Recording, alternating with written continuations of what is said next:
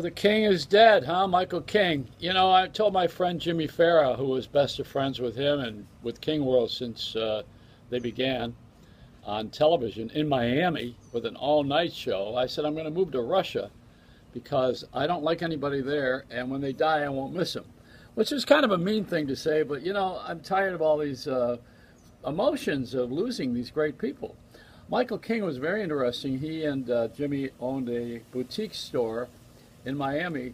They sold these peg pants and bell bottoms, and they had a television show on a UHF TV station. They had one movie they rented, and they ran it every night for months. He and Michael King and Roger King, this is before they put the Rascals on the map, but their father had the exclusive rights to. You know, the King World people gave us Oprah, Wheel of Fortune, Jeopardy, Inside Edition, which gave us Bill O'Reilly, reverently. Also, the shows that didn't make it that Michael tried with were Roseanne Barr, not Rosie O'Donnell, Roseanne Barr, the Monopoly thing where they spun the dwarfs, that thing with Tom DeLuise, also Bill Cosby. He had a few shows that just couldn't get off the ground, and David Brenner.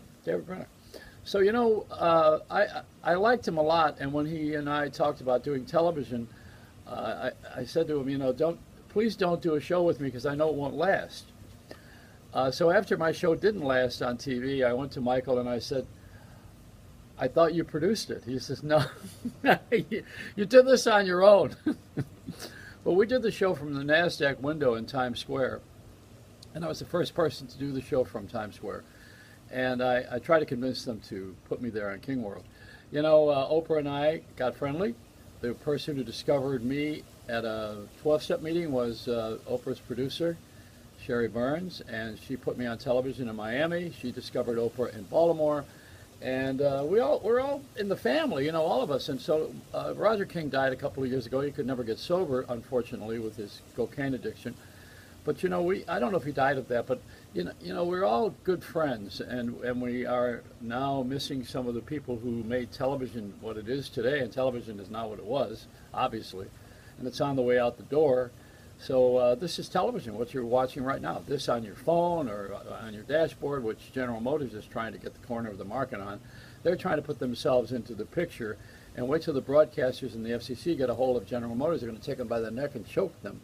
They're trying to own the airwaves in cars. The airwaves for the people. We're supposed to be serving the public, not 7 guys who own everything. And the only reason they haven't complained on the air, on television, about the ownership of all of these properties, which only 6 or 7 people own, is because they're the ones who own all the properties. So they're not going to get on television and tell you, we have sinned and we've been stealing and we're terrible. They're the guys who have made all the money. They've turned broadcasting from a public trust into real estate.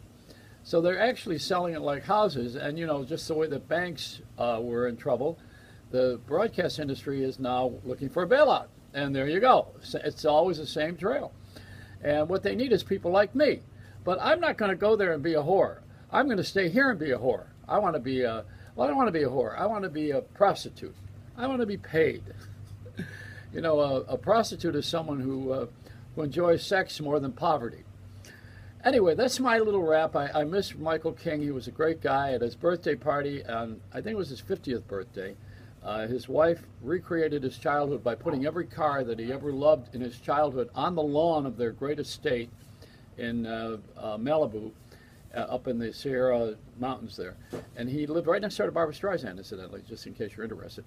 But he had all of these cars out there, and every rock and roll artist that he loved when he was growing up in his childhood showed up for that party. And Wolfman Jack, who was alive at the time, jumped from behind a tree. It was a wonderful party. And of course, Oprah was there. But you know, that's it. We missed. Michael King wanted boxing to come back, and he put all of his money, in, not all of it, but he put some of his money into it and brought it back. And now it's the biggest thing. Again, he was right. He achieved his dream before he died, which is a wonderful thing. Is that the bird behind me? I think so. That's De Niro. I call him that because he says only, "You talking to me?" That's my, where are you? Are you there? I hope he's not on the floor somewhere. The dog will get him again. Hey, you know, they taste like chicken. Oh, whoa. That's a Reynolds wrap.